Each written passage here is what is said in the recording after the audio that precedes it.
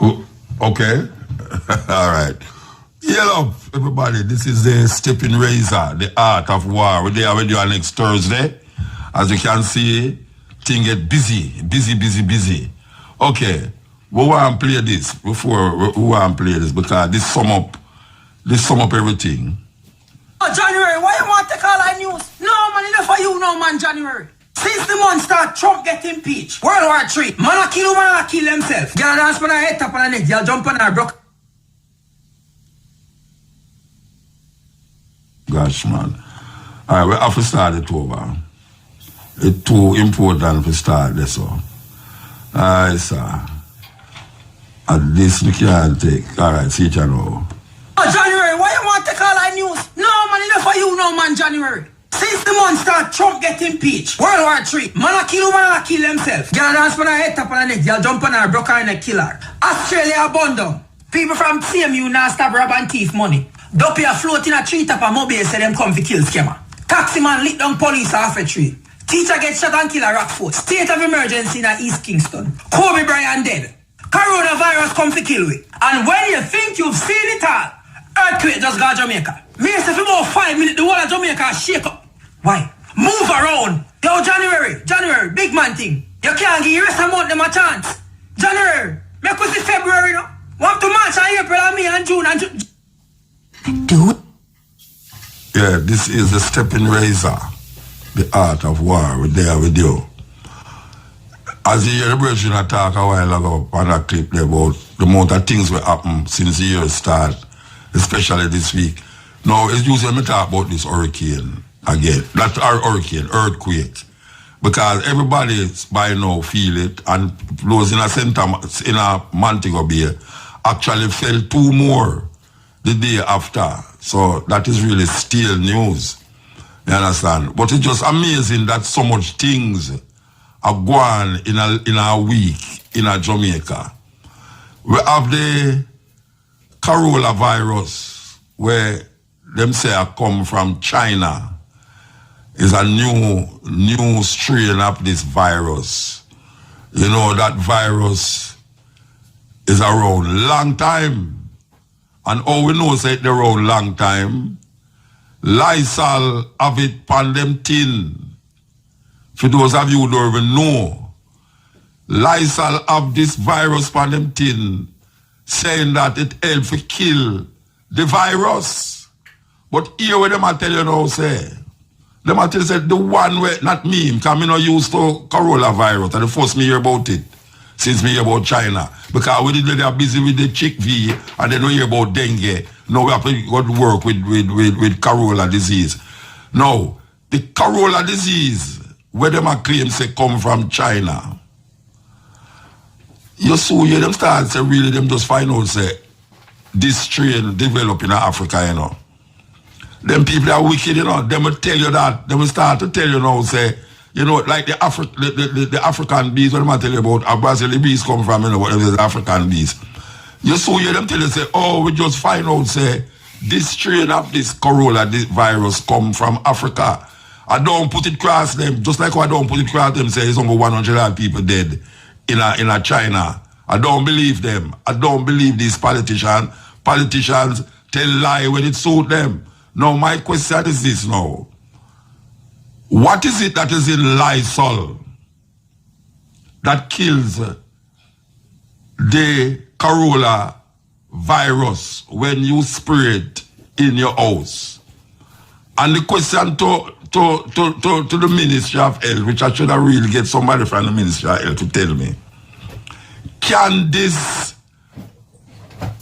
Lysol, for those of you who don't know what I'm talking about, Lysol is a spray that you spray. Everybody know the name Lysol, but everybody go through that. It kills bacteria in your house. Well, the Corolla virus, them say sometimes it's in your house. And this Lysol, which is not an advertisement, but I have to call the name, this Lysol helps to kill that bacteria. But these people is coming now and say, yeah, we know the Lysol kill Corolla virus, but the one we're coming now, them have to go find a new something to kill that one, yeah. So the Australians is now duplicating the virus and is now trying to find an antidote that can get rid of the virus. Now we hear that argument already with the mosquito business, you know. We hear that argument with the Zik V, Chick V, all of them come up right up. We hear that argument already. We hear the argument with the Ebola. We hear the argument with AIDS. All of these things. It's them creating these diseases. And I don't into superstition and I don't into no conspiracy, you know. But given the precedent that was set for years now, and I following it, I'm saying, how come I don't hear the ministers and the minister talking about that, even tell the people them say, look here, you see the Lysol, I mean, they don't want to advertise it. Well, it gone bad now because I advertise it. Maybe the Lysol can help your hands and your things in your bath, because if him say water, them say wash your hand with water. Okay? If you have a thing in there we're selling in your supermarket, you can get rid of Corolla virus. Whether it's a new strain or not, but it said can't get rid of Corolla virus. Nobody is saying the water in your kitchen will prevent you from getting it, because you cannot shake a man hand. You understand? Like how Nicholas look for me, you know. He cannot look for me and I get the virus, said we here. So, we are telling the people them say, something is going on with them not telling the people them, and I don't think this government know what is going on. I don't think Mr. Tufton know what is happening, because this thing is bigger than him. It's bigger than him. It's not no ordinary virus where it just spring up. All of a sudden it just spring up, so. It not just spring up. But say it transfer from animals. They might make it transfer from animal in this little town, which is not even a little town too, because the population of that town is what? 3 years, is 6 times. Not 6 times, 5 times the population of Jamaica. So you talk about over 11 million people in this area alone. And them corner off, them lock down the whole 11 million people. Nobody can come out and go into the city. That now, them are evacuate people out of the country. Now, one to the people, them were there all the while. We are travel all over the world. One to the Chinese, them were there travel all the while. It's now them are find it out, you know, because it a kill people now. But all them don't know, say, a strain of that is not inside a certain Chinese already, who's in Germany, Spain, Jamaica, all of these places. We don't know that. Because we can't go test everybody. We can't go test everybody. That's the first thing. All we have to do is wait till one of them drop down dead. And then we carry them, go to the autopsy, go here, say, you know, says this strain, this new strain. Them keep saying new strain, you know, because they want to tell the people that it's not no new strain, it's the same virus. It's just not because it kill people, you know, they might say, it's a new strain because the other one wasn't killing nobody. If the other one was killing nobody, that means, you know, for your wash your hand, you're all right. What is it that is in this new strain that is multiplying itself? These people want you to believe all these things, you know. I don't believe them. I don't believe them. I don't believe the China people, them. I don't believe them government, because them is known to keep secret from people. Click it. Click it.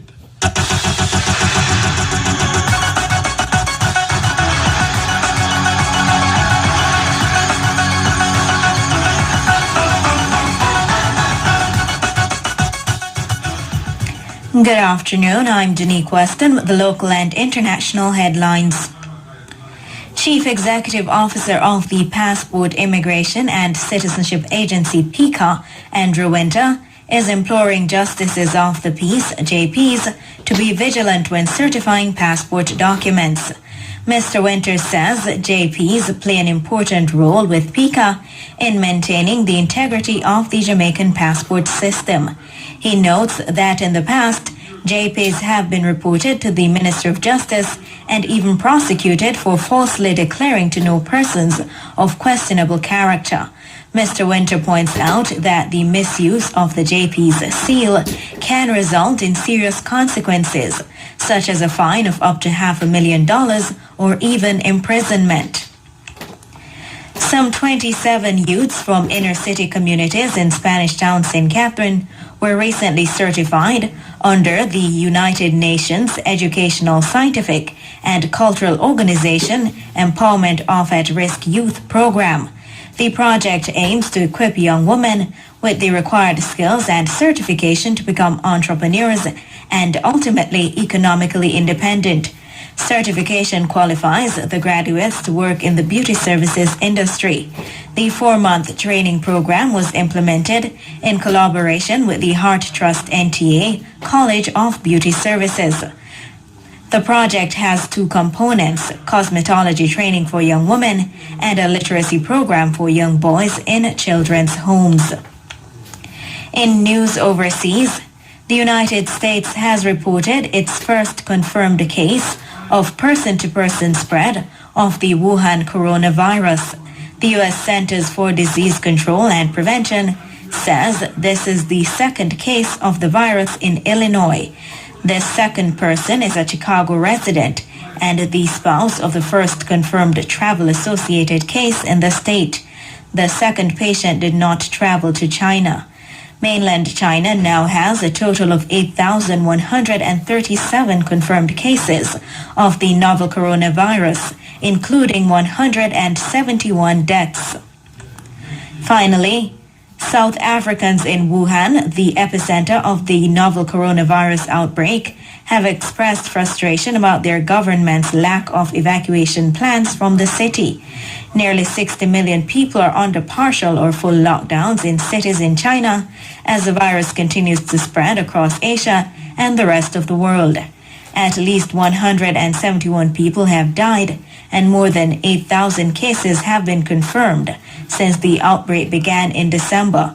Several countries, including the US and Japan, have flown hundreds of their citizens out of the city. South African nationals in China have said the authorities in South Africa and its embassy in Beijing have not provided support or information about plans to repatriate them. Those were the local and international headlines. Major news is next at 5:45. From the IRFM newsroom, I'm Janique Weston.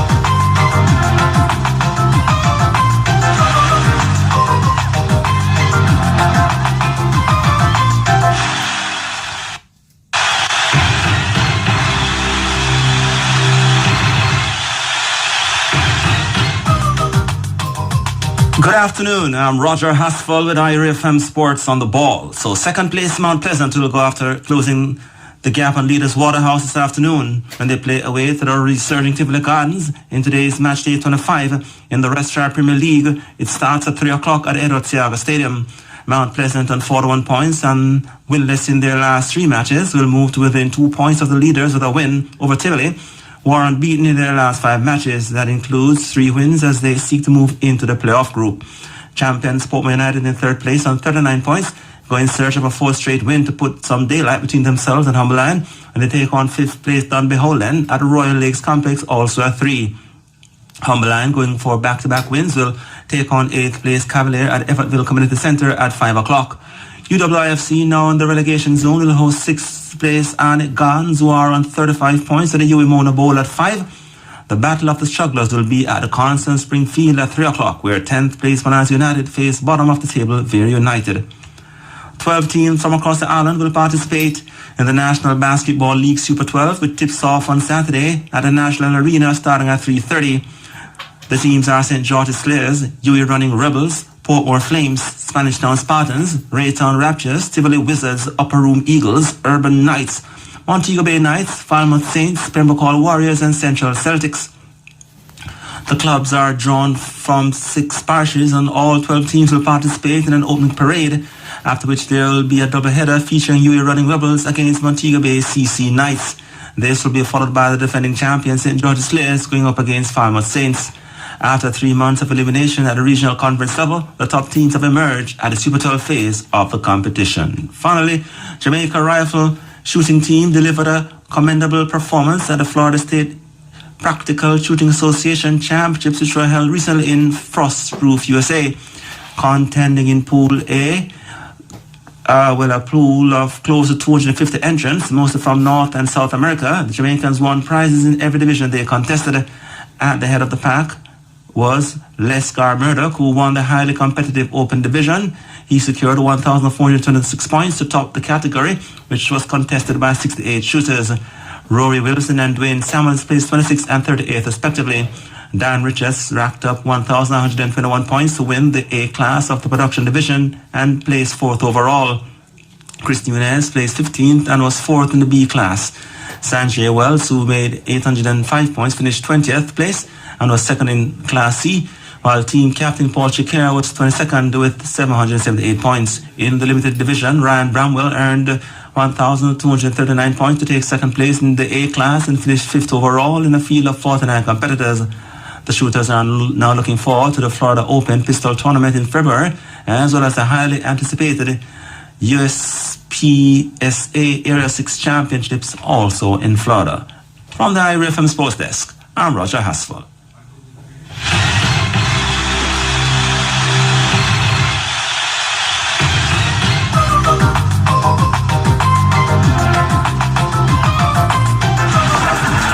Peterkins Investments Limited, Short Lane Oterius, now offering a wide range of new and used auto parts for all make vehicles, Mazda, Mitsubishi, Ford, Nissan, Toyota, and much more. We source your hard-to-get auto items comprehensively. Peterkins Investment Limited, almost always, yes, we have it, 974-5294 or 2094. Yeah, this is the Steppin razor. We just on this Lysol thing here. Because the man saying he come give me and say Muta, you have to mention this on the radio. So the voice of the people, we just echo where the people them are saying at them levels. For those of you who don't know what we are talking about. We are talking about the corona virus, where them claim say a new strain of this virus just spring up. In other words, the virus is dead already. But there's a new strain now, and this new strain is supposed to be killing off people rapidly, and now the whole world is panicking. You know, people are sending back for them diplomats, people, this whole town with 11 million people get locked down. People are skeptical if you come from China. Now you try to figure out if you really talk to a Chinaman again, especially if you know them just a come because at the new year, you know, the year of the rat. So people are going to China and come from China regular. You have diplomats, you have people here so we have work in a Jamaica. You have Chinese, we have got China executives and a come back, go and come. You have students up there and all them thing there. Me want to find out this Lysol thing where say it kill over 100 illness causing germs. It kill over I have one in front of me and say it kill over 100 illness causing germs. And this Lysol is made in America. America, it make it on. this Lysol thing I'm making America, you know. And one of the things that them list where it kill is Corolla disease. Them tell we say, all right, if you look at them and say, then all kill Corolla disease and everybody afraid. Right? They will tell you, say, boy, it's a new strain. And that trick them use now, you know, the new strain now. So this Lysol is null and void now. See? Them have to go invent now. Which the Australian them claim to them do. The Australian them now duplicate the new strain and is now saying them go and find an antidote or a cure for this new strain. I look at the history of the mosquito them we are going about the place now. It's that the American them they do. The American them see this mosquito and them, hey, by the way, the Singapore people them do it, you know. Them create a mosquito for destroy the other mosquito them. And the mosquito where them disclaim start have another disease. It's weird, you know. This is not no conspiracy theory, you know. The mosquito where them create to kill the mosquito them where they have a ZV. What are them? What are the one that kill the whole of people that are ZV gonorrhea? What the one name? Chicken gonorrhea, yeah. This one was killing people, you know. And them do all right. Up at the university, they might experiment with it, you know. The mosquito, you didn't know? Yeah. Yes, they might experiment to create a mosquito that can get rid of the dengue mosquito. And when we look at the history of the thing, me say, when them create the mosquito there, even if the mosquito wipe out the other one, the same mosquito now develop another disease. You know, see? So, I don't hear the minister of health talk about the Lysol thing, because maybe them don't even know, say, it depends on the thing. Maybe them don't even know, say, but really, it's a kill, it's a good thing to spray. Find the things, them like, I not spray it at my house, you know. This Lysol thing, I not spray it at my house. But I know, say, if this is the formula for getting or alleviating, well, maybe not getting rid of, but alleviating the problem of the less chance of catching the disease then. Why is it them to come out and say, well, you see this one now? This one is null and void. This Lysol thing is null and void. Because man like me know who somebody send me it and know somebody will send it and it'll go around viral. It'll go viral. Because people are going to say, I don't believe that Rasta, but it depends on the tin. It depends on the tin. Alright. Me know say it depends on the tin because me have one in front of me. It depends on the tin. Alright. So if me see this on the tin, and me hear about what them call it? Corolla. It's like a car. Corolla virus. Me want to buy a Lysol. But you don't know easy. Listen up, Cash Pot Special Pot Draw up next. We're going to come off of this Lysol thing. The only thing I really want to say to the Ministry of Health, if there is something named Lysol that would help to alleviate the problems that we have, why is it that it is not recommended? Is it because it's a private company? Or them don't know about it? Because, She said recommended. Them recommend Lysol? Who, the government? They're not government.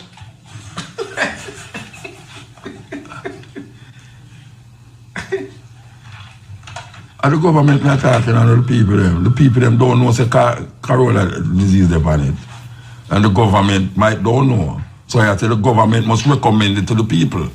The people they might know, but the government, that is the vice. The vice.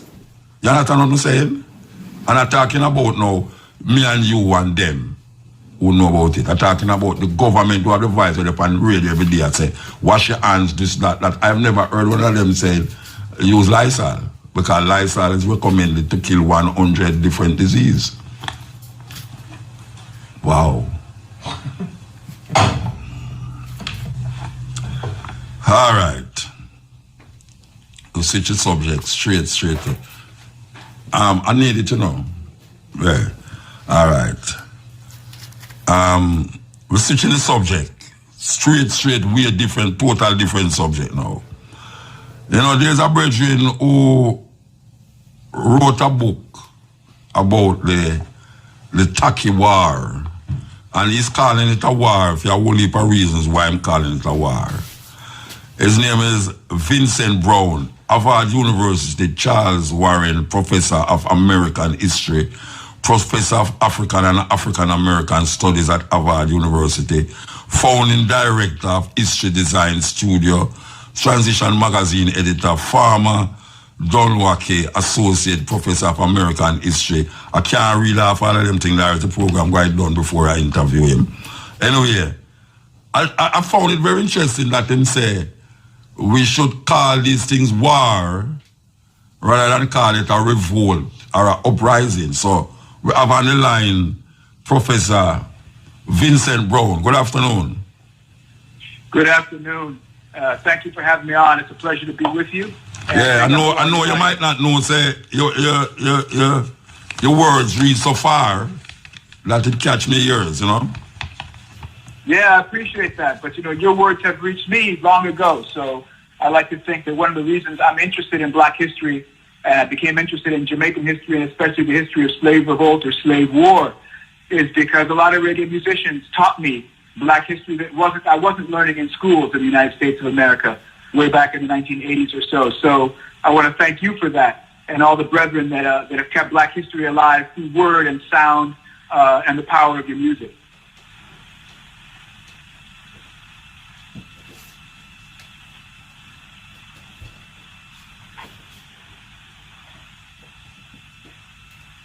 You still there? No, I said, where in America are you from? I'm from San Diego, California. Okay. All right, let us get into it here. So you wrote about Taki. Why you wrote about Taki specifically? So one of the reasons I wrote about Taki's war is in part because, you know, when we study early America or colonial America in the United States, people think about the 13 colonies. They think about the 13 colonies in North America that broke off and formed the United States. But what most people don't know here is that Great Britain actually had 26 colonies in America. And by far, the most profitable, the most militarily significant, and the best politically connected of those colonies were in the Caribbean. And Jamaica was the richest. People say it was the richest, but actually I call it the most profitable because 90% of the population was enslaved and most of the people were desperately poor. So it was a profitable colony, Britain's most profitable colony in the empire in 1776 when the 13 colonies in North America broke away. But Americans don't really think about it. They don't really know how central Jamaica was in that history of British Empire in America. So they can't really understand the British colonial system as it developed. And one of the major things they don't understand is how central slavery and the slave trade was to the development of the British Empire in America. So with Jamaica standing at the center of that empire, and Taki's revolt being the largest slave revolt in the 18th century British Empire before Sam Sharpe's Baptist War in 1831, Taki's revolt was the largest slave revolt in the British Empire. And it had all kinds of reverberations around the world, really, that people don't know much about. And so I wanted to write the story of that in part to educate people who think about British colonial history as just being the prehistory of the United States and tell them it's much, much more. All right. That it should take its place. Sorry, go ahead. You can give us a little idea where you think Taki came from, what part of Africa Taki came from?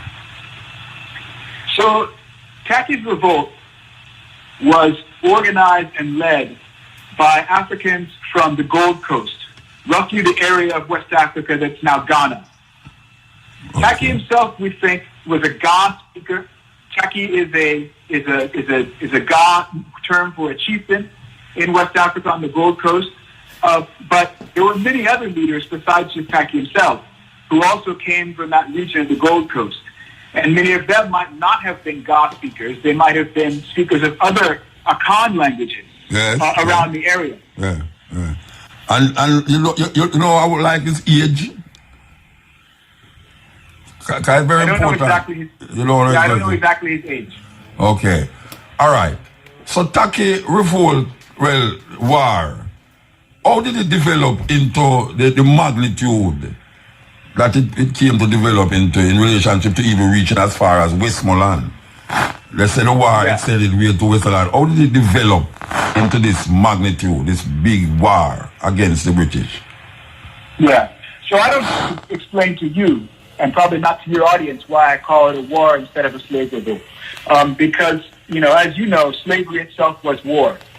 And this was recognized by the people who were enslaved, and it was recognized and written down by people who had experienced slavery and then wrote about it, like the former slave Olaudah Equiano, who was also known as Gustavus Vassa, who wrote one of the first narrative accounts of his enslavement in the English language, and then became an abolitionist and published his book in several editions in the late 18th century. He said, when you make men slaves, you compel them to live with you in a state of war. So already he was acknowledging that slavery itself was a state of war. And he wasn't just speaking metaphorically. He had been in Jamaica in the early 1770s, just after this turbulent period in the 1760s, which featured not only Taki's War, but several rebellions after that, in St. Mary and Westmoreland after Taki's Revolt. Now, to come to your question of why it got so big, one of the things that was going on, one of the ways that Britain was able to take its place in the slave trade was by selling weapons, guns especially, into West Africa that increased the scale of African wars. Oh, wait, say that again. Say that again, because that's so like a modern day thing. Say that again. One of the ways that... So Great Britain in the 18th century became a military empire. And they began to specialize in the making of munitions and guns. And they dramatically increased their sale of guns to West Africa. And so all of the small wars that were happening between different, you call them states, we could call them polities, in West Africa, increased in scale and in size. And one of the things that happened is when these West African states went to war, sometimes soldiers would get captured, enslaved. Prisoner of war, POW. Yeah.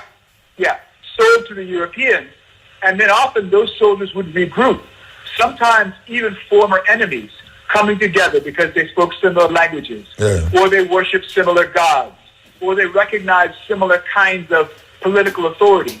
And then they staged revolts against plantation society, which had the reverberations around the world.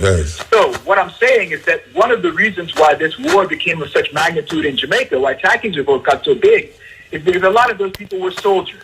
They had fought in wars in West Africa, and they regrouped, and then they fought wars against the planters in Jamaica in 1760 and 1761. So in other words, they knew one another from Africa. Yeah. They knew one another from Africa then. All right, so Taki works out of St. Mary. And in working out of St. Mary, we now say St. Mary is one of the only thing really that a lot of people talk about when they say St. Mary in history is the Taki War. Yeah. All right, we know that there was a group of people, they call them Maroons. We don't really like call them Maroons still, but was Taki a part of the what we call the runaway slave, or was he just now organizing Africans to fight the British? Was he a Maroon, a runaway African? So I try to look at Taki's revolt and the larger slave war that it started as part of a longer history of rebellion against slavery in the British Empire, but especially in Jamaica. And I'm going to come around to your question, but I want to be careful because what happened is the Maroons had fought a massive war against the British, especially in the late 1720s and through the 1730s. And they were so effective in their military campaigns against the British didn't know if they could keep the island as a colony, as a slave colony. And so they signed a treaty with what was called the Maroons at the time in 1739. And by that treaty, the Maroons were able to maintain their freedom and maintain their establishments, but they were required by treaty to then suppress future slave revolts.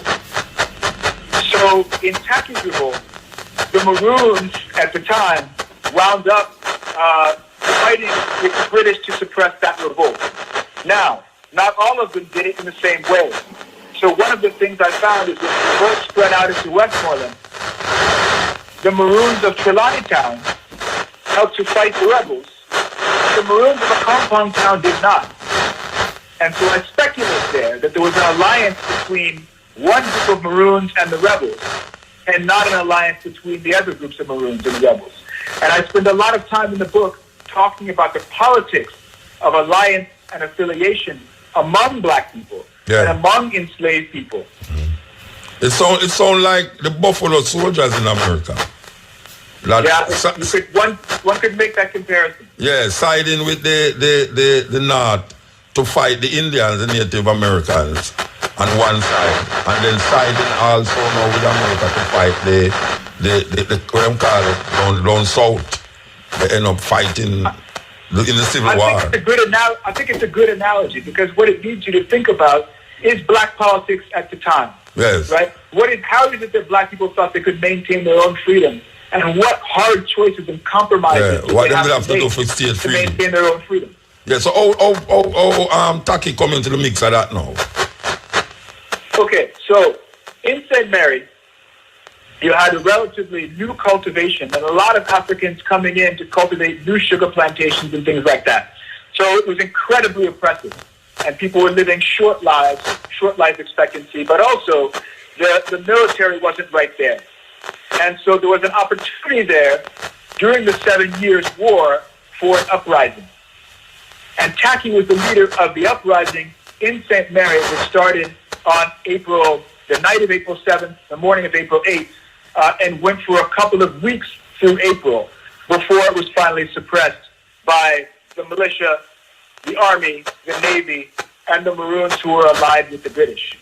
But then there were other revolts all over the island. So we now are pretty sure that it was an island-wide revolt that only started in St. Mary's, but soon spread to Kingston, St. Thomas in the east, and Westmoreland.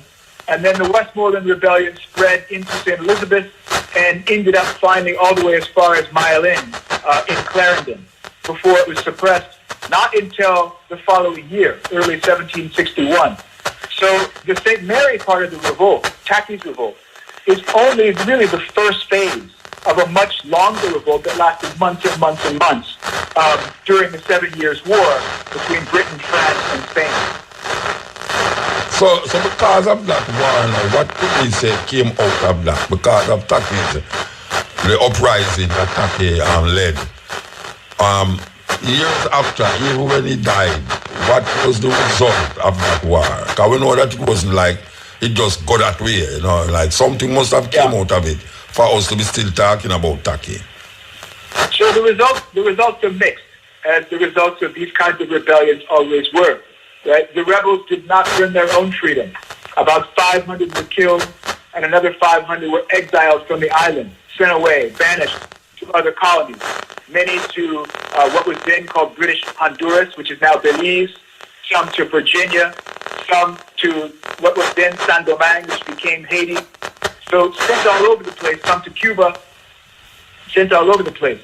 But at the time, there were still many rebellions through the 1760s, so people remembered that rebellion and kept staging small rebellions, kind of aftershocks of Taki's revolt through the 1760s and into the 1770s, including a big conspiracy in 1776 at the beginning of what was called the American Revolution, but one could call it the Civil War in the British Empire. So there were reverberations of rebels who were inspired by Taki's revolt, who kept on rebelling and rebelling and rebelling through the 1760s, 1770s, and on even into the era of the Haitian Revolution. So that's one thing. At the same time, at the same time, exiles who went to other places then rebelled where they found themselves. So there was a major slave rebellion in 1765 in what's now Belize, in British Honduras. And that was, we think, staged by some of those exiles who had taken part in Taki's revolt, right? Now, slaveholders around the world knew that this had happened, and so they tried to pass new taxes on the imports of Africans because they feared African rebels or Africans with military experience coming into their colonies. And so what we can say is the reverberations of Taki's revolt seeded some of the first germs of anti-slave trade sentiment because people were afraid, kind of like immigration restrictions on Africans. People were afraid of what these Africans could do in their colonies, and so they began to turn against the slave trade. Now, this isn't the massive campaign against the slave trade that happened in Britain in the 1780s, but this is before that. These are some of the first stirrings of anti-slave trade sentiment in the British Empire when people begin to fear the influence of Africans who may have been involved in Taki's revolt. And this was leading up to the Industrial Revolution. Yeah. And so, I mean, as many people know, one of the leaders, early leaders of the Haitian Revolution, Boukman Dati, is called, was from Jamaica, probably from St. Anne's, Jamaica. Is there any connection between St. Mary, Boukman, and Taki, or we don't study that yet? So, like I say, the revolt was island-wide, so it didn't have to just be St. Mary for someone like Boukman to know about Taki's revolt. One thing we know, and I have it in the book, is near the end of the slave trade, in the first decade of the 19th century, in about 1806, 1807, there was a little uprising on a plantation in St. Mary. And the slaveholder, the plantation it was, rounded up all the ringleaders or so, and he interviewed them, he interrogated them, he probably tortured them. And he found out something important. He said, all of these brand new Africans who just came to the island in the last several months, all of them know about the slave revolts that happened in 1760 and 1765. Meaning, these people who had just come to Jamaica were learning the history of African revolt in Jamaica from other Africans in St. Mary Parish 40 years later. So that history continued on. People told it, each one to another. You kind of call it a pedagogy of the enslaved, right? Right? A kind of a popular education among enslaved people, telling new people who were enslaved what was possible in Jamaica. So that leads me to think that wherever Boukman came from, if he came from St. Anne or if he came from St. Mary, it's on there. He had probably heard about African slave society, and he carried that with him to San Domingue. So we know that these stories of Taki's revolt traveled around the Caribbean and probably inspired at least some of those brothers in San Domingue to led the Haitian Revolution. That sounds very interesting because I'm always trying to find the link between Taki and Boukman.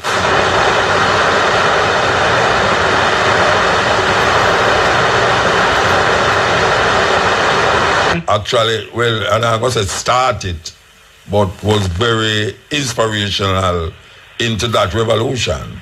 But we have never heard about, well, what you just said a while ago, that they was actually exporting Africans outside of Jamaica because they were scared that what happened in the Taki war would happen again. So they really decided to know somebody. God or whatever it is. But Boukman, you say that Boukman might have been one of them who was exported. So yes, I can't prove a direct connection. Yeah. But what I'm saying is it's very plausible that if in fact Boukman came from St. Anne, then he must have known about Taki's revolt. He must have talked to other people who knew about it, maybe people who had lived through it even. And he carried that knowledge with him to San Domingue. And he wasn't alone.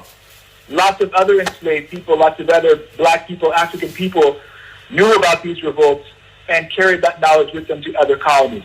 Yes. And that was one of the things that people who began to think about eliminating the slave trade had to consider, which is what kind of security risk are these Africans when they come in? Dealing with, all right. Can you tell us, tell the people, because you're talking to Jamaica now, how did Taki died?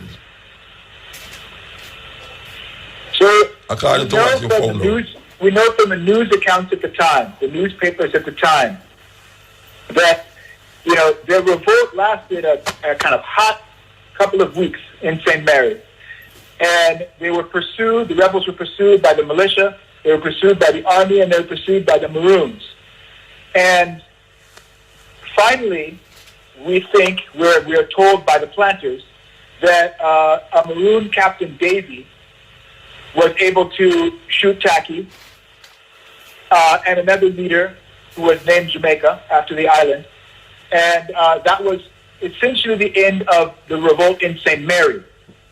But of course, as I said, there was a much larger and much longer lasting revolt in Westmoreland that stretched out into St. Elizabeth, and that was led by other people. I want to say the two persons, you say one shoot him and the other one named Jamaica, that's what you're saying?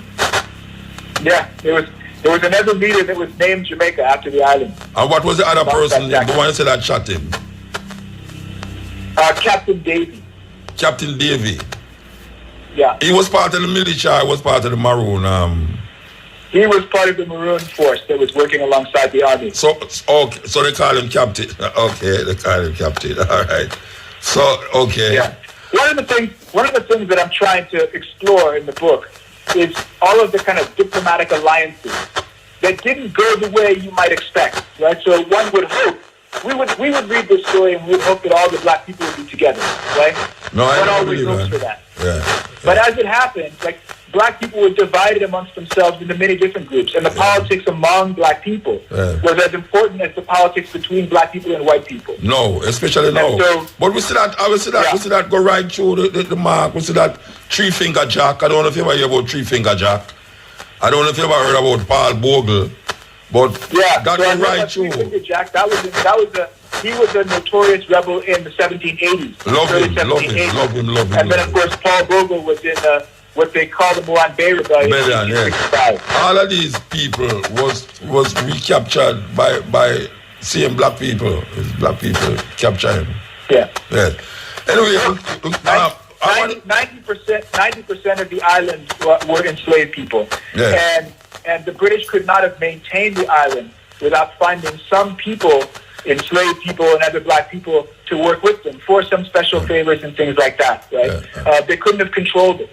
So, you have to take seriously the alliances that the British make with other black people if you're going to explain how things work. Yeah, like how this government make alliance with America now and China, so it's the same. It's that same thing regurgitated itself.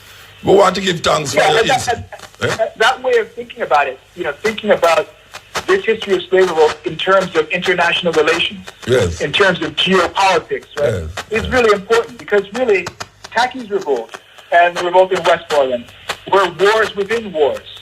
So what was also going on at the time was the 7 Years' War between Britain and France and Spain. Right? And it turns out that even though historians of the 7 Years' War usually don't think much about Tacky's revolt, Tacky's revolt was one of the largest battles of the 7 Years' War. And many of the soldiers and sailors and Marines who fought in the more famous campaigns in Quebec and in Senegal or in Martinique and Guadeloupe, they came directly to Jamaica to suppress Tacky's revolt. So for those soldiers, it was part of the 7 Years' War. Yes, we understand that. All right, so your book is out. Where can we get the books? I mean, online, Amazon, obviously. Sure, Harvard University Press has. I think it can be acquired through that. Amazon, of course. There'll be some copies in Jamaica soon. I'm going to be giving the Chief Tacky lecture on April 6th. Where? And hopefully that's going to be. Where? Hopefully that's going to be in Port Maria in St. Mary. Oh yeah. Tell us about that. St. Mary when? April when? So my host is going to be the University of the West Indies. Okay. So we're either going to do that Chief Tacky lecture in Mona, or we're going to go ahead and do it in St. Mary. St. Mary. That hasn't been decided yet. All right, looking forward to it then. Give thanks, Mr. Brown, Vincent Brown. Yeah. Give thanks. All right, blessings to you and to your entire audience. Thank you for having me on. Yeah, man. Harry. Yes, that was very insightful there. Tacky, a revolt, the story of an Atlantic slave war. Vincent Brown, Wally Parker Lazier, founding director of History Design Studio, professor of African and African American Studies at Harvard University, former assistant professor of history, former Charles Warren Center postdoctoral fellow, former Duke University professor of history and African American studies. His teachings and research interests includes the Atlantic slavery, Caribbean history, American Revolution in the Atlantic perspective, etc., etc., etc. We can't call all light or the program are done. Okay. Yes, Steppin Razor. Very insightful reason about Taki there. I remember Sleepy say in his quest to make Taki, well, he was lobbying for Taki be a national hero. I don't know if him still do it, but him also said that the youth them should have followed Taki footstep. I never forget that. When I hear him say it, my mouth open wide. The minister was saying, he was the minister of national security at the time. They might want to know, Minister of Money or something. I don't remember when is now. Eh? Sleepy matter. You don't know when you're sleeping? Anyway, I was taken aback. I said, what? My boy, I said, we must follow, young people must follow in Taki footstep. Him don't want the young people to follow in a Taki footstep, or he will never turn up in a parliament. It's just simple. But you know, we are going to attack my hero still, you know. Yeah, man, attack my hero. And if you talk about another one, a bookman, people want to say bookman wasn't a real man. Just like what them say, Nancy wasn't a real woman too, you know. People always want to make our heroes into mythologies. And them have a whole mythology where them can't come to grips with. There's a lot of mythology, like Noah and his son them and their wife in the ark, and then they come out and populate. It's ridiculous. In the time where them say Noah come out of the ark, to the time when they talk about the people them on the earth. It's where one. 4 man and 4 women on the earth. They come out the ark after nearly 1 year them in the ark. And then them populate the earth. And then all of a sudden now in less than 500,000 years. Yeah? Millions of people upon the earth. You have to wait. It's some kind of rabbit breeding up and going. So, you know, how people can believe them something like that. And you have people, you have ones who consciously is from the Hamitic tribe, Hamitic people, you know, means say black people come from Ham, Japhet, Europeans come from Japhet, and Shem is the Shemitic people. So the 3 sons gay. So what I'm told the Chinese, who breed up and get the Chinese, you know, like the Mayan people, the Aboriginal people, which part all them come, you know what I mean? Like Noah have a father there. I mean, how can people think these things? You know, and if you tell them, so you're famous, your hero now is really Taki. And Nani and them people, them say, yeah. And people are telling about Noah and him 3 sons them, and how Ham uncover him father nakedness, and God curse his son Canaan, and Canaan shall be a slave in the tents of Shem. All this talk, you know, 8 people up on the earth, and the man took like 7 all clean animals in the ark. 2 animals appear of every animal, and 7 clean animals in the ark. And them lock up in the ark with 1 door and one window, and it lock up. And the elephant them in there, tiger in there, we carnivorous. We look at all the rabbit them and yam them up. Elephant that stand up and turtle. All these things, you know what I mean? Like, oh, people believe them thing there. 500-foot boat, all appear of every animal with upon the earth, and 7 clean animals. And you have people with dead for them talking there, them argument there, you know. You know, them take a census, you know. Today, what them call it, what the newspaper name today, USA Today. USA Today find out, say, the majority of American people believe that Joan of Arc is Noah's wife. You know Joan of Arc? She was a French woman, a young girl who fight and was burned to the stake by the Pope. 500 years after they make her a saint. That is Joan of Arc, you know. Noah's wife, them said. Most people believe that. Said Joan of Arc was Noah's wife. Just because she named Ark. Some people, most people in America believe, say, them are going to say the rapture, the return of Christ in a for them lifetime. And if you ever hear when the parts them attack, them say soon and very soon. This, that, and this and attack, you know, eh? Before them born and them mother and grandmother born. It's like when you read in the Bible where it say, I can't have the topic, you know, but that's how this program stay. Anything come on my mind. It's like, in the time, Jesus Christ, in a part of the Bible, Jesus Christ say, and many who stand in here shall not see death until the Son of God appear. And people are say, you know, you say, and many shall not see death. They might talk about them, you know. They might look on the point of view of the reader and not the person who has said it. So if I stand up in front of some people and say, you see the whole on here, so the whole on are dead, you know. 500 years time, I know the people them I read it, me attack, and the people them who stand up in front of me. So when Jesus said there are many here that shall not see death, all of them people they're dead. None of them people they will stand up in front of him and live.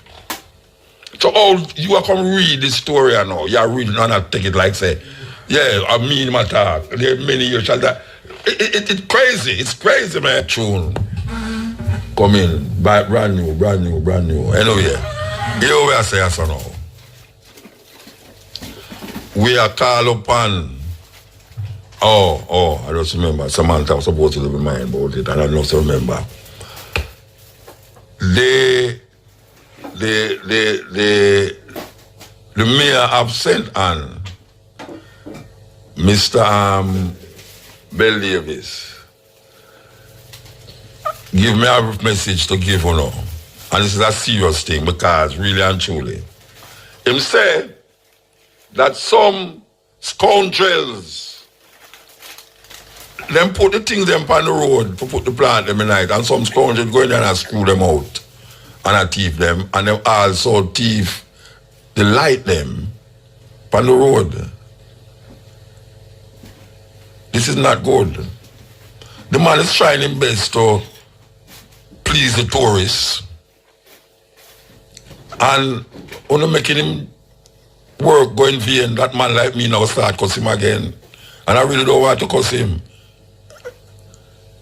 Why somebody would have, it's like the highway, going on Mandela Highway there so now. Some man go up there go teach the battery them out of the solar system light there.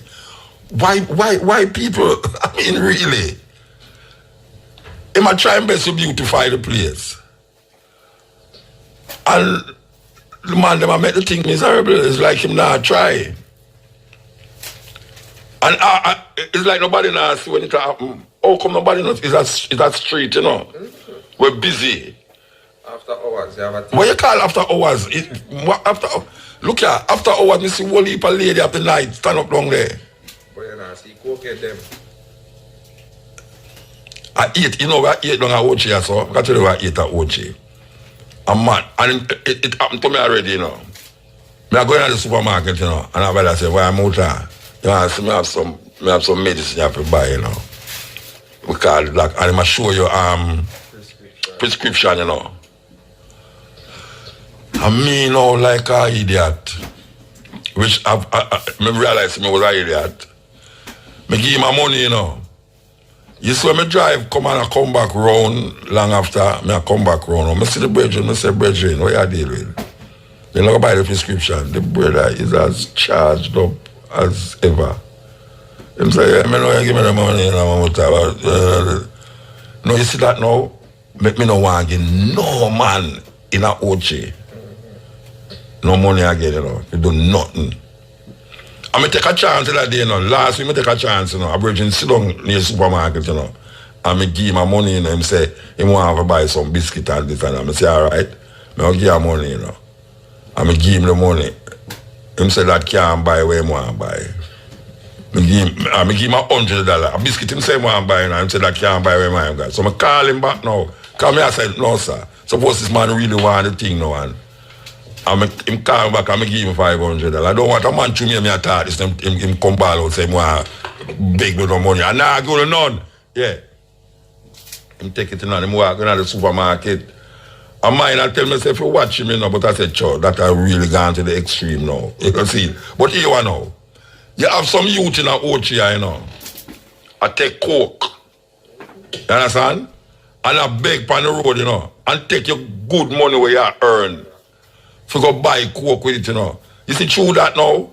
I kind of feel skeptical for even give anyone anything when I sit on the road. I feel skeptical about it.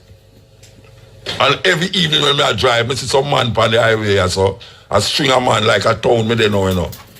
It's like in a town now where I drive a watch, you know. I say, wait, the migrate come along here, how that work out? Because how them reach on the highway for reach long here, you know. It's like Fraser.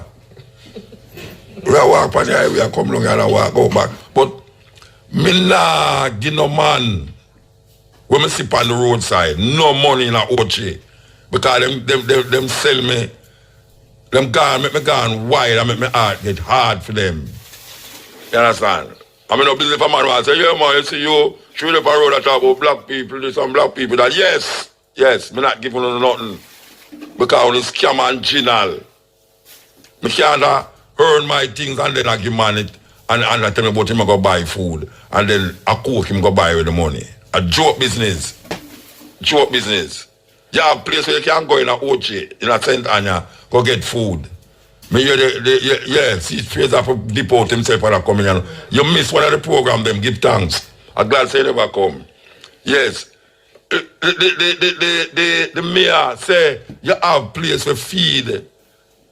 You know about it, Shamara? You know about the place where them have where feed the homeless? Bucksfield is there.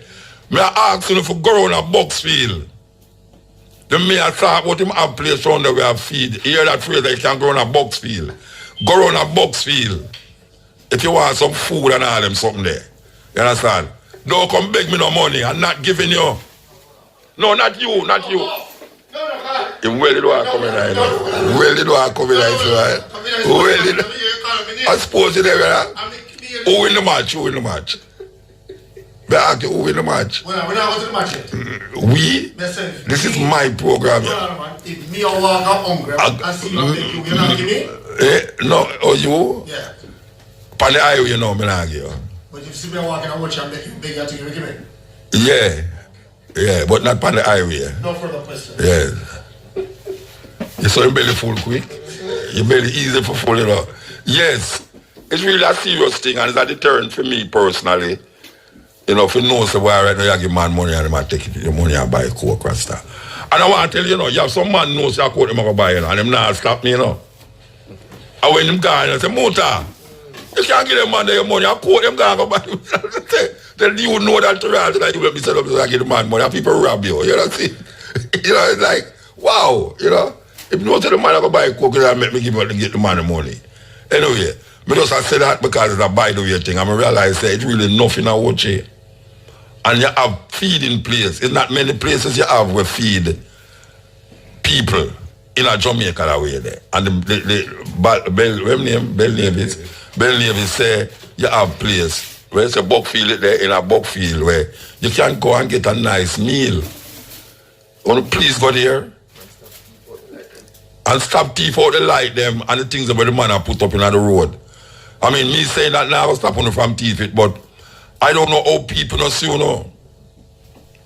I don't know how people don't see you know. How that possible? 3 o'clock a morning them do that? Then if the mayor know say at night time them a do it, him no can just set them up rasta. See the police place does long so. Them do going up when them call car, unmarked car. Them police don't know how to manage people things, you know. The police station locked 10 o'clock. So if them catch a man and shoot him, where them carry the man there? Them carry the wife in yard. The police carry the yard. They say, you are stay in my yard with my wife until tomorrow, you know. Eh? And if it's a weekend, you stay in my yard with my wife and I pay them until Monday. Eh? No, man, it's terrible, man. But Mr. Bell Nevis, may I ask you something right because you tell me that you stand up in front of my good friend. Samantha, I'm going to say Samantha. Samantha, you hear me talk about where the Bell Nevis tell me? Yeah, she can confirm what I say. Drop in center. What do you mean drop in center? Oh, that drop in center. Okay. Opens in Orchard Road. The country's first government operated drop-in center as opening in Buckfield, Orchard Road. The center will cater to the needs of the homeless and less fortunate by providing cooked meals, a place to shower and change clothes and to receive medication. The brethren were out of the thing that maybe you never know about it. The brethren were slung in front of the supermarket saying have medication and all them. This is the place you should go. You can't say you never hear it now. When I see you again, don't ask me for no more money. There is a place in Orchard in Buckfield that is catering for the homeless, less fortunate by providing cooked meals, a place to shower and change clothes and to receive medication. Some 25 homeless individuals in and around the area will be targeted. Mayor of St. Anne's Bay, Michael Bell Nevis, says it will cost about $50,000 weekly to operate the long-awaited drop-in center. He promised that the operations at the center will not affect the community.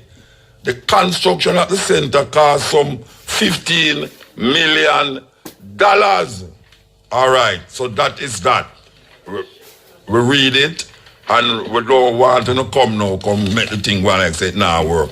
And make me go give Bell Nevis a bad name, because I love your bad name. You understand? Me give bad name. Make a good name too.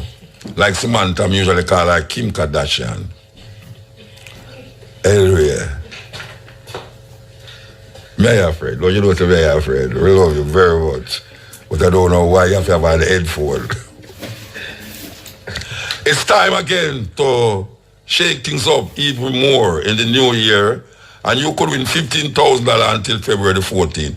Digital customers who have downloaded the latest version of the My Digital app and purchased a plan in the last 7 days have the opportunity of winning. You could get a call from us here at IRFM between the hours of 6 a.m. and 8 p.m. every weekday. But don't say hello. You must answer by saying Shake to Win with Digicel or Digicel Shake to Win. And you will win $15,000. So here goes Samantha.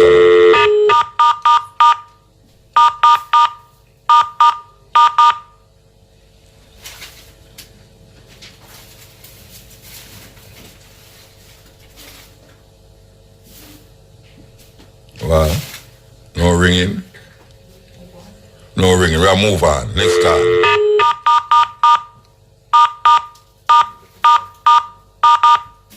You have reached the voice. Well, that gone to next call.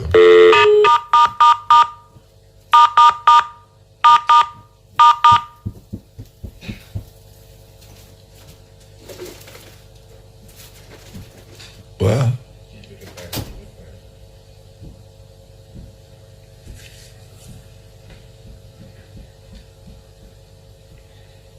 Dead ear.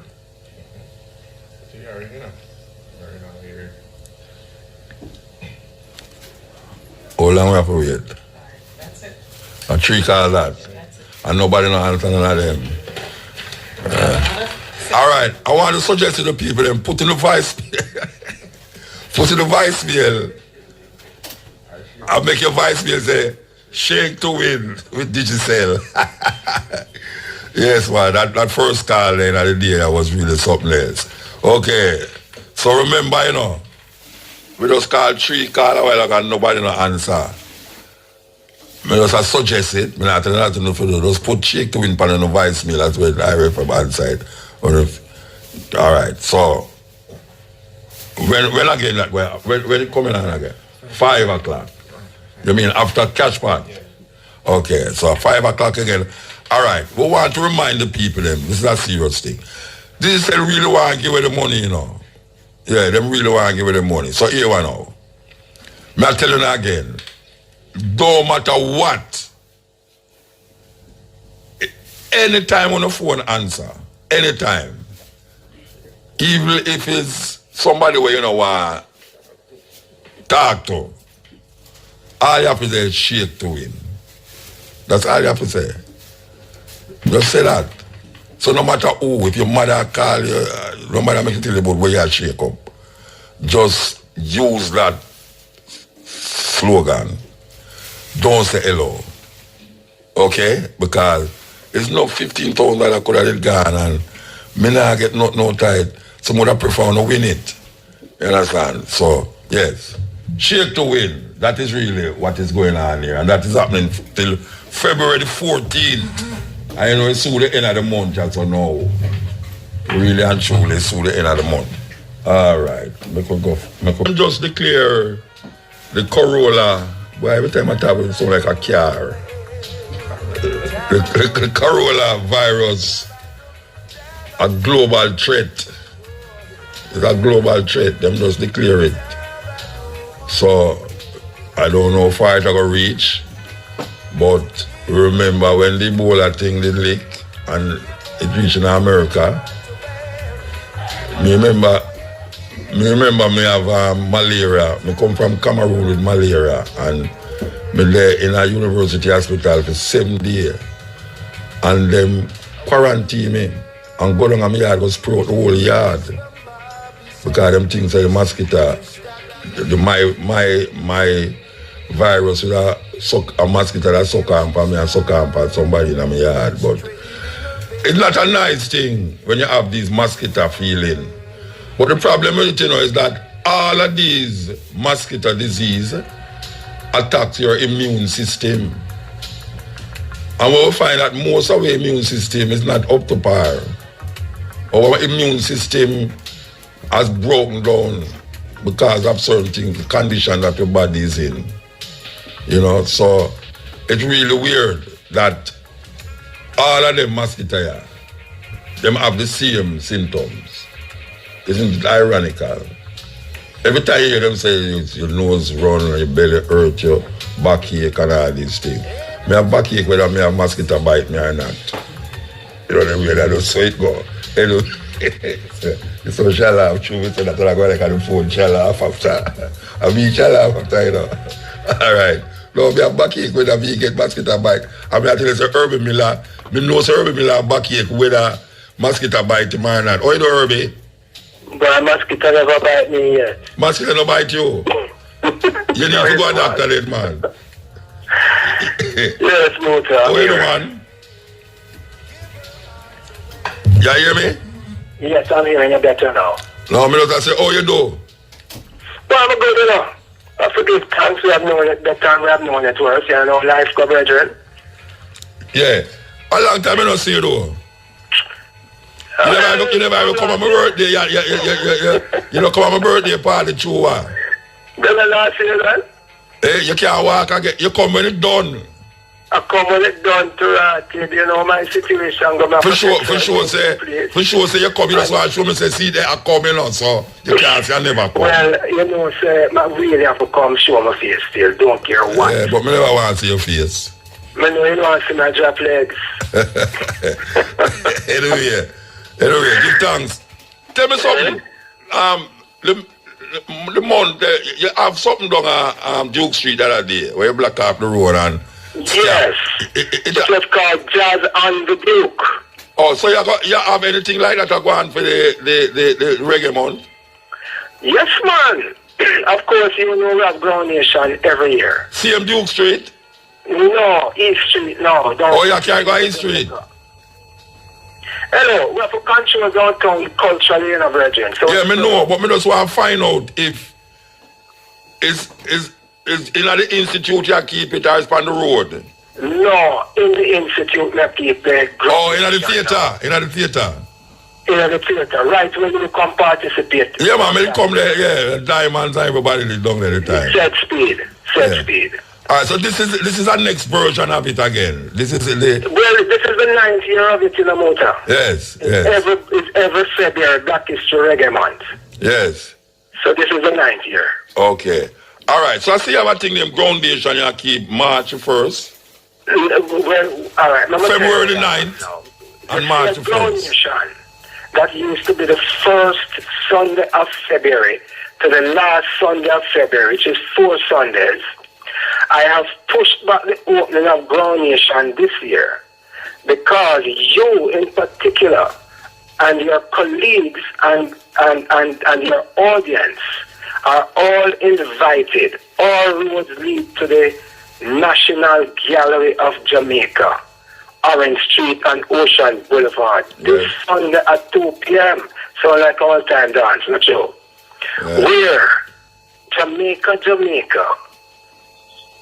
an exhibition showing Jamaica's music conquered the world will be opened. That's this Sunday, National Gallery, Jamaica, the exhibition. How Jamaica's music conquered the world. Okay. And it's a huge exhibition. All are invited. It starts at doors at 11 a.m. So you have ample time to look at the entire exhibit.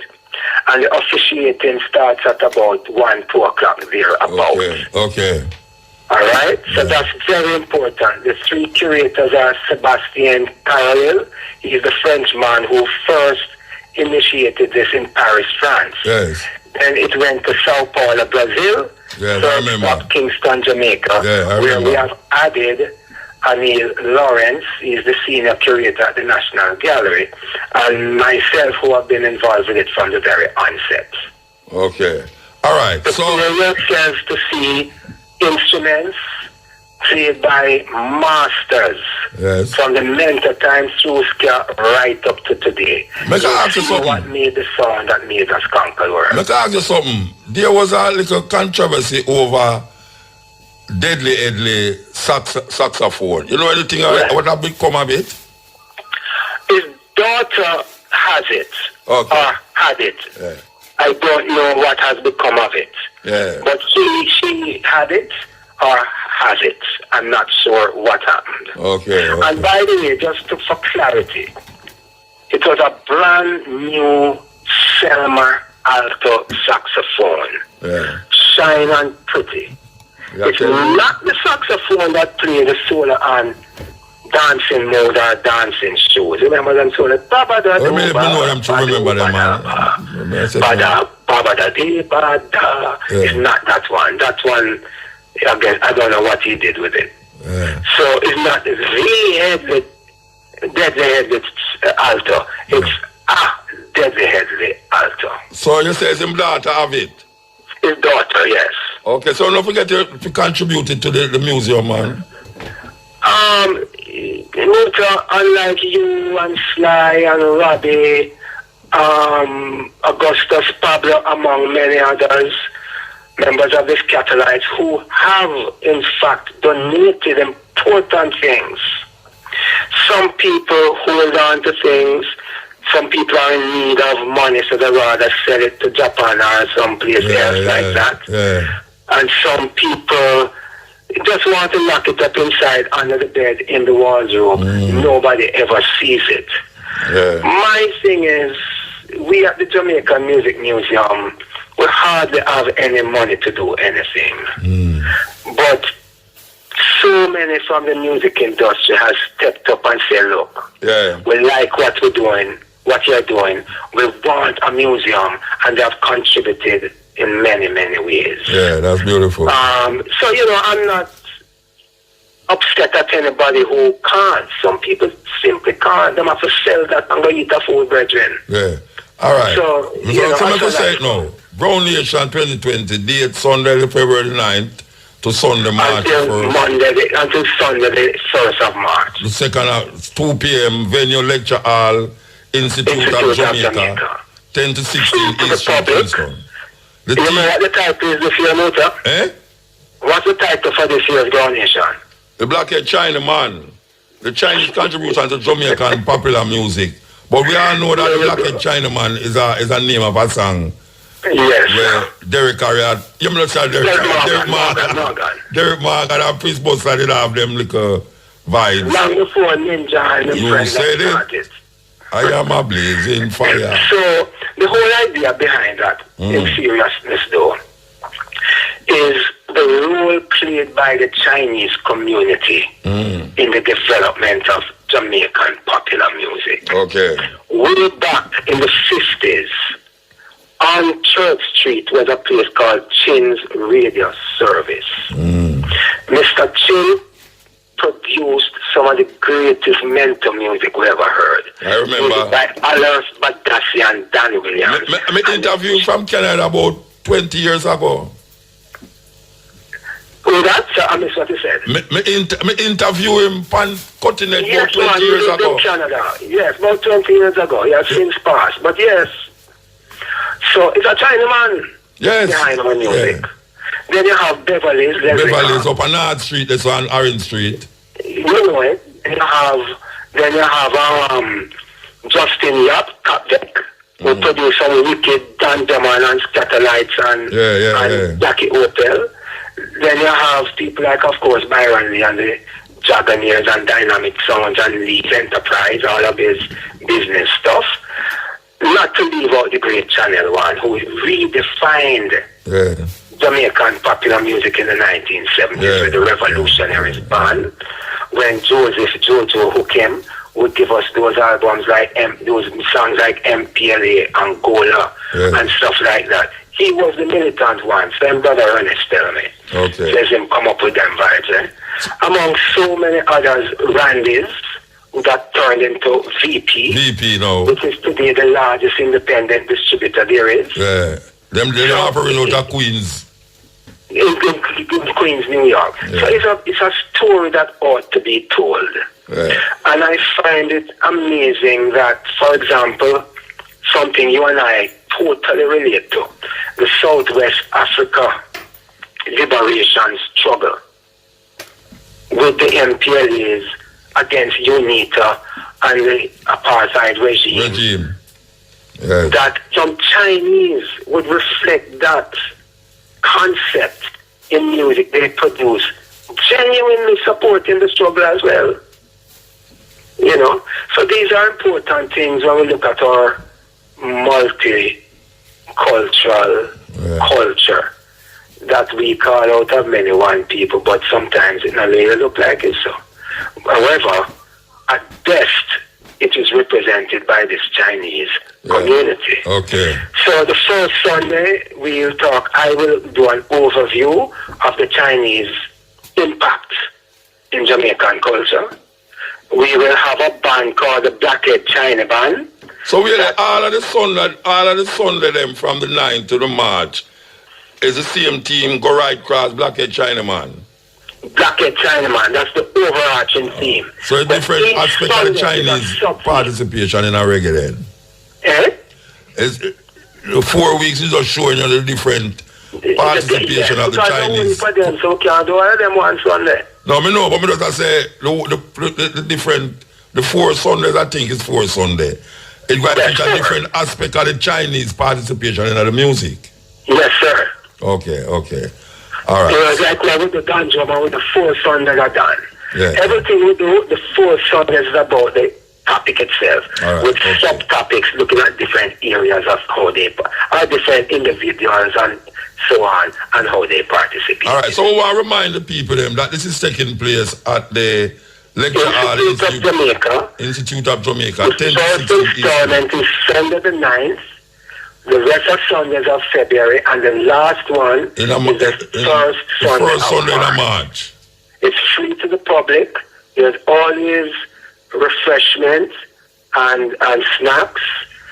Good argument that includes the audience as well. We want them to participate because, as you know, Muta, some man in the audience knows something that teach us a lot. And then a live performance with the bands With a and the Chinese participants Okay. and the Chinese colors such as Wayne Chen and Wayne Chen and his friend Kevin O'Brien Child, the Revolutionary Band, among many others. Yeah. Derek Morgan, of course, him called me the other day and said the original Blackhead Chinaman, this, you know. Yeah. So, All right, you know, we have to move, you know, Herbie. We have to move. Lovely brethren. But me can ask you a question. You hear me play Dennis Brown tune a while ago? Bobby Sock to Stockings. No. You never hear it? Change it from Bobby Sacks to Stocking? Dennis Brown have a new tune. No, I didn't hear it. Yeah, man, him just make it the other day. What's Dennis Brown? How much Dennis Brown you know? Dennis Brown, her birthday come up tomorrow. When? The 1st? So just make it the other day. Yeah. You see the good thing about me, you know. Science and technology is wonderful. Is that we can see sound and hear images. We talk with spirits. You tell virgin. How are you listen to it though, you know? That was our next winner from the Digicel Shake to Win giveaway promotion. Congratulations to that lady. And also the man who get $1,000 credit, you understand? So are we that for the day, you know? We are turning it over to DJ Wayne. We are DJ Wayne. You know, I tell you something. I don't find it funny when I do it, you know. But you see, when I drive, I hear somebody else do it. It's funny, man. When I drive, whatever I hear sunshine, I do it, you know. And I say, well, this is funny. Because I tell people, them say, those they shake to you, know, I remember, say, them not hear you. You know, see it. Anyway. Okay. So now, we start up this African name for today's children. But last week we never do it because of the interview with the commissioner of police. For those of you who never hear the commissioner of police interview, you can go back on IRFM Facebook page and see the whole thing. You can go back on you can go back on YouTube too. YouTube and see the whole interview on the Steppin Razor. Okay, so we're not going to play the tune, but it will take too long to find. You know, we should have find it a long time. We want to start with the boy's name. Abimbola.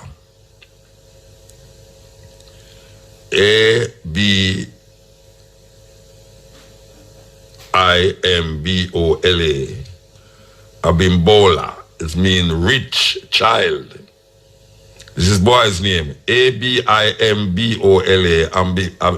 Abimbola means rich child. Akuchi. Akuchi. Akuchi. Akuchi means God is rich. Ade. Ade means royal. And one Nigerian, great Nigerian artist named Sonny Ade. Ade, A-D-E, Ade, means royal. Khalifa. Khalifa means holy. Holy. Khalifa. K-A-L-I-F-A. Khalifa means holy.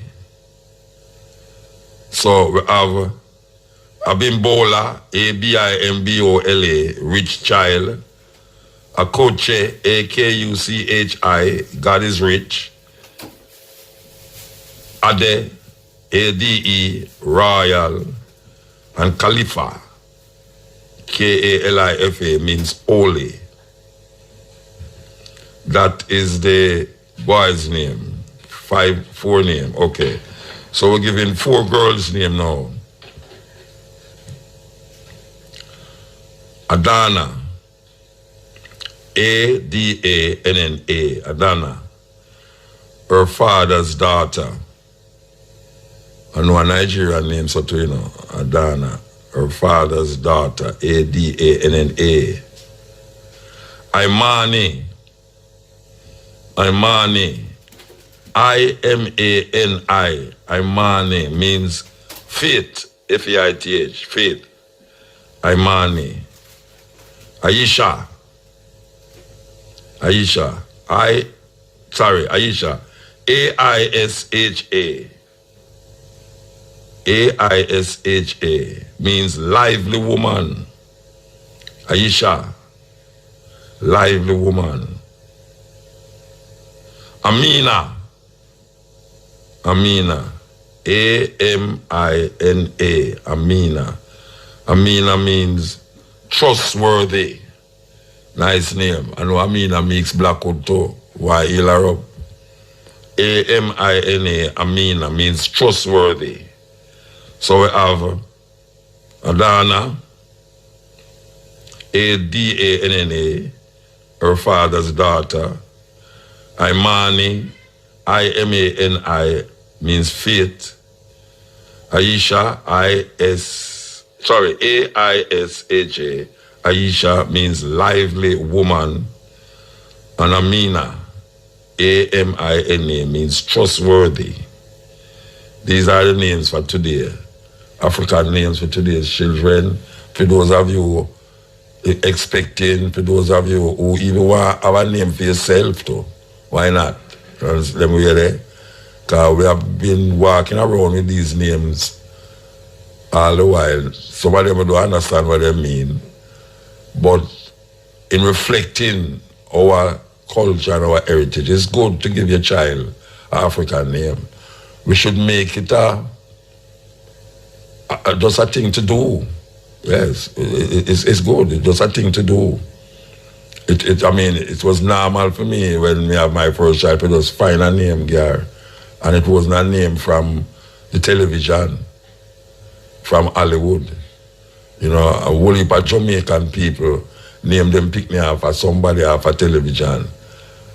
You know, it's time we stop that. Or the Bible, yes. You name you pick me off a Bible? Him. Peter no pick me. Peter? Oh, your name Peter? No, Peter could have been the pumpkin eater too. That never in the Bible. But it is very important. I mean, it might not see it as important, meaning, you know, right now, it not going to affect the price of gas. But some things is culturally right to do. And to give your child an African name and know the meaning of the name. Because a lot of them names, they have some, as you can hear, the meanings like faithful and child of God and all these names. Your child grow up and hear the name there. She not going to say the name as somebody say, she say, I know what my name means, so don't disrespect me. You know, my mother give me this name and my father give me this name because him see that personality in me. Very important if you don't look that way. But because Jews give them children Jewish names. White people give them child European names. Chinese give them child Chinese name. African people give them child white name, Chinese name, Jewish name, all sorts of name. And we don't want to give the children them African name. That's crazy. It's crazy. People, the first time when I come on the radio and say my name Mutabaruka, people ridicule it. I name Mutabaruka, Buka, Baka Buku, and all this. What Mukubuko, and them knows what to say, you know. And maybe children never hear it regular. But we have to get into that. We have to get into appreciating not only European things, but African things. Because African history is a glorious history. Long before Europeans got here, Africans was in New Africa doing what them doing. We were surviving. We actually invented things and built things and had the first university. Can you imagine that? Who would have known that Africa had the first university? Who would know that the same Pythagoras theorem that they talk about? Is Africa get it from? A squared plus B squared equals C squared. Is Africa get it from? People want to believe say nothing good not come out of Africa and appear bongo, bongo, bongo, bongo. You serious? That's not easy. Appear bongo, bongo, bongo, bongo come from Africa, but it's not true. Because we know about Africa between the time them take we out there and carry come over here. So people have this feeling that you have people who actually express it. Black people I say it's a lucky thing white people in slavery so that they are Jamaica they are Africa run up and down in a jungle wild people. I mean, no, me I tell you, if somebody said that them should have, if there's a hell, them should have got there immediately. That to show the ignorance, and it's not people who you that look for and say, them people there. It's some educated people, you know, I say, yeah man, if them never take we out to Africa, would have they run up and down naked and run up and down and all them really, like wild people. That is the impression where them give away. And now that we know, because if we had known what we know now then, it would have been a different scenario, different totally. What we know now, if we didn't know then, it would have totally make a difference. But now that we know, and we can't, so we don't know. We need to change the narrative. We need to change the narrative, no matter what. If it's even if you reflect your name, or your child name, that your child grew up with that name. Very important. And it may look simple, but it's the simplest things them is the most profound things. Philosophy and psychology come out of simplicity. And you look at nature, nature is very simple. It's not complicated. You see, it's not complicated. And we have to really honor our ancestors by not relinquishing our ancestral past and legacy. Click it. Yes. So we said this already, but we're going to say it again. An outbreak sparked by a new virus in China. Why them keep saying new virus? Why them saying new virus? Anyway, an outbreak sparked by a new virus in China that has been exported to more than a dozen countries was declared a global emergency by the World Health Organization on Thursday, which is today, after the number of cases spiked tenfold in a week. The UN Health Agency defines an international emergency as an extraordinary event that constitutes a risk to other countries and requires a coordinated international response. China first informed the WHO about cases of the new virus in late December to date. China has reported more than 7,800 cases, including 170 deaths. There are more than 170 deaths, I tell you that. So, them keep saying it's a new virus. I don't know. Anyway, we hear that. And you see, it's a weird thing how them treat the Ebola thing. You know, say, when the Ebola thing is coming out, them set up a place out at the airport. Where enter you come off, and if you sneeze or if you look funny, them carry another room there. I wonder why them don't do that. But you can't talk about embarrass China people, you know. This is a serious thing. I wonder why them don't set up something out at the airport. Because now, it's not only China you cannot come from and have it, you know. You cannot come from America and have it. That's why I say these people, it's some serious, you can't trust these politicians. I mean, that's our Jamaican politician now, you know. Because from December, you know what people left China and gone all over the world. You know what people left China and gone all over the world from Christmas, December, years so gone. We could have trouble with it and that shake up people hand. And now we don't know if we do, we are run like chicken, we don't have no whatsoever. I hope the minister and the Ministry of Health realize now that it is seen as a global event, extra precautionary measures have to be taken. And you can't just say, you can't just tap a man and say, him look like a Chinese. You're going to say, him gonna have it. Because you have, for instance, Jamaican people, they are China. Students in China want to come home now. And you have people who travel to travel to America, especially America, where they left there from before it blew up. Them say it take about 14 days, like every other disease when we know, where attack your immune system. Every one of them mosquito disease there. Malaria, take that 10 time there. When me have malaria, the amount of place me go before me realize it. Yeah, man. Me go in a Cameroon and me never know say me have malaria. And me end up in Colombia. And in a Colombia, me feel it, you know. And that me I say, well, I come like me I come down with cold or something. But me never have no cold still. And me have malaria. I never know, you know. And me end up from Colombia. Me come home back and me go to San Francisco. You saw me there on the plane, Rasta. The people, them, you know, the blanket, them throw the blanket for me.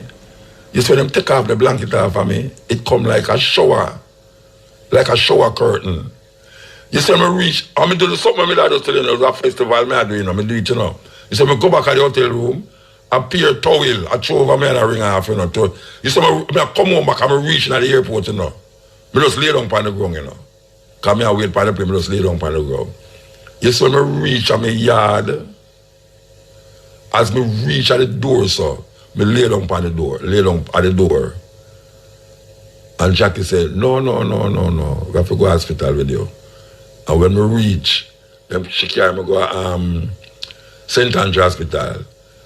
PV, the doctor, because people now start here to me in the hospital now. PV come down there and say, no, you have to go up university, 107 degrees.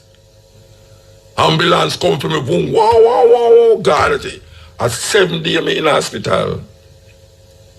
7 days. So you see the mosquito thing there?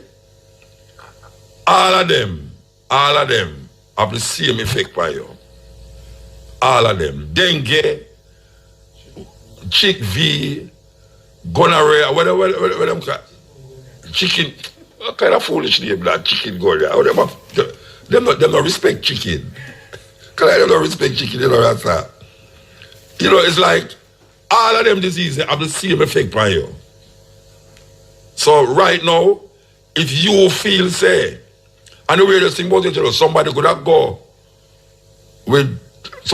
feel say them have dengue now. And I know dengue, you know. But when them go to doctor, them say, oh, it's dengue, you know, all right, take this, take that. And now check say, it's the Corolla virus. See? Oh, we're going to differentiate that. Because all of them have the same symptoms. All of them. It affects the immune system. All of them affect the immune system. And Jamaican people don't know nothing about the immune system. And how to deal with, retaliate against them something there.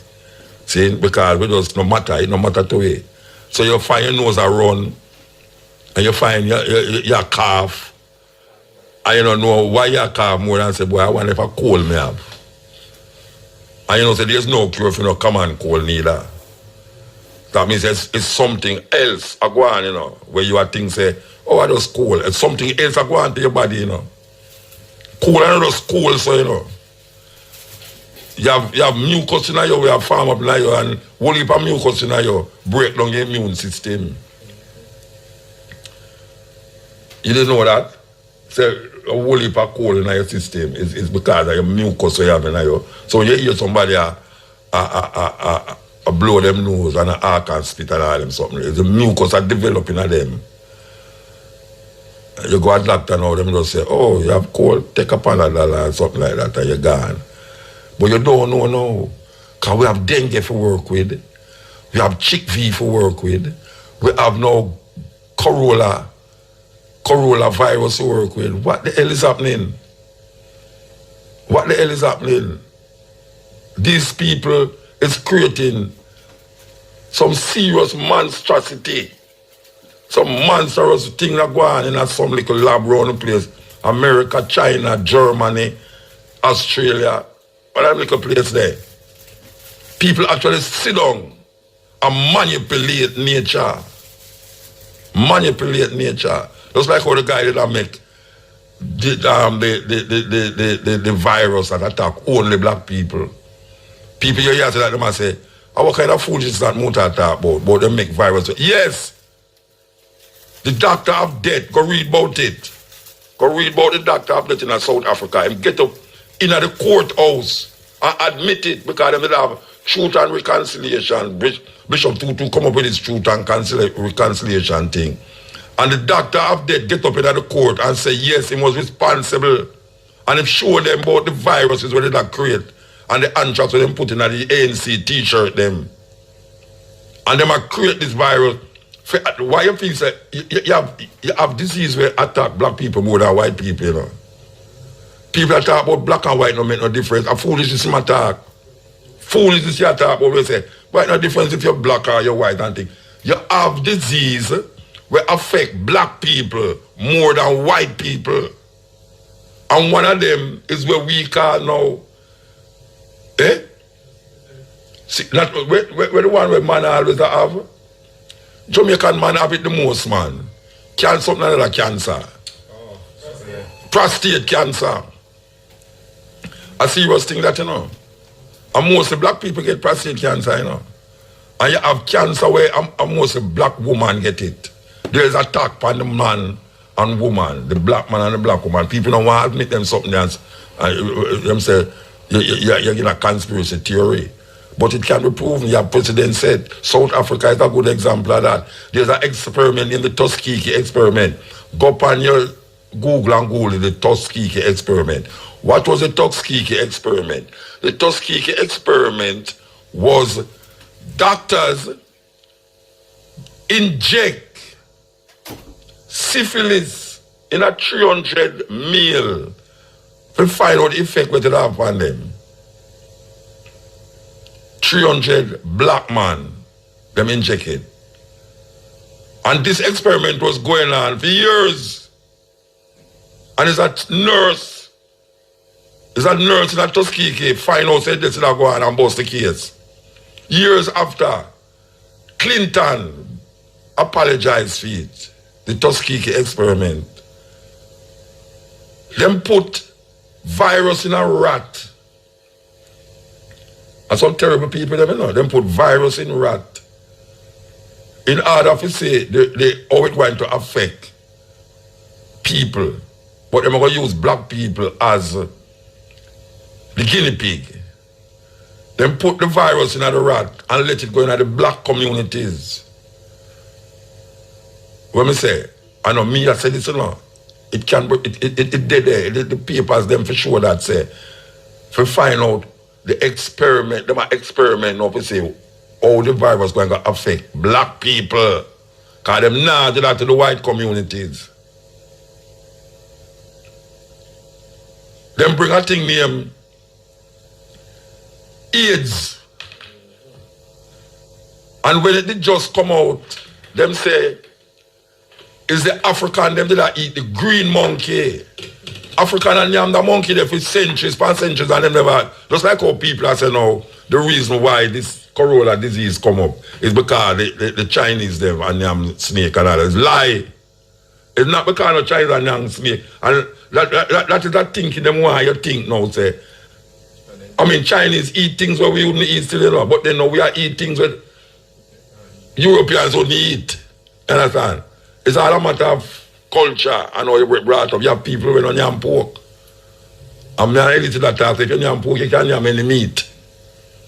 The Chinese, them, it's not because them and yam snake why the disease they're there. And it's not because them and yam rat bat why they're there. Because you already know about that long time. Just like how them bring up this AIDS thing and I tell you, say, why right now, it's because the African, them, they don't yam green monkey. And when them say that now working, you know what them say? Is the Cuban them carry it go to Africa. And them try to find the Cuban and the Asian them now to say, yeah, that is spread because this and that. Then way down the line now, them say it's a homosexuality, it's a homosexual disease. And them now they not about it, you know, because them realize it's mostly in the black communities it will take hold. until a guy, an actor named Rock Hudson. Most of them don't know name Rock Hudson. Rock Hudson was a famous so-called, was like the darling of Hollywood. And him got dead from AIDS. And then he got realize that him was homosexual. And them say, oh, so it's a homosexual thing I go on. And it's not a homosexual disease. It's not a homosexual disease. It wasn't created because a man is a homosexual. Now, and we know say young no like you, that I tell you. AIDS was not because two men are laid down why that happened. Because man are laid down with man for years, for centuries, and it never did there.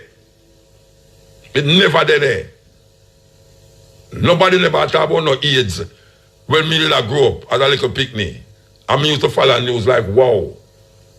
It's not a homosexual disease. But it go up on that side, you know, because of how the trend I go. It's a trend, you know. The trend. You have to be watching this thing. It's them create it. Them create it. Them create all of them things that we see are go on. Laboratory. Them experiment in a laboratory. And some of them escape. Some of them deliberate. Some of them are do it and it escape. Some of them deliberately and it get out there. Then I appear Ebola we are here about. All of us, you know about. You remember mad cow disease? You know what causes mad cow disease? Them a feed the cow them with cow. Cow is vegetarian, you know. Cow is vegetarian, and you have feed animal that is vegetarian. Animal, which is for them species. Then you know eat man. If a man you go man you want to chop him up. The cow them can't chop up nobody. And then now some of them disease there, where them make happen, it jump species. It start to jump like what they must say now. They must say the coronavirus jump from animal, jump to man. And that did a long time. Long time, and now them say it's a new virus. And then now them say no, is what? Is a strain. You think so them easy? Them not easy. Click the button.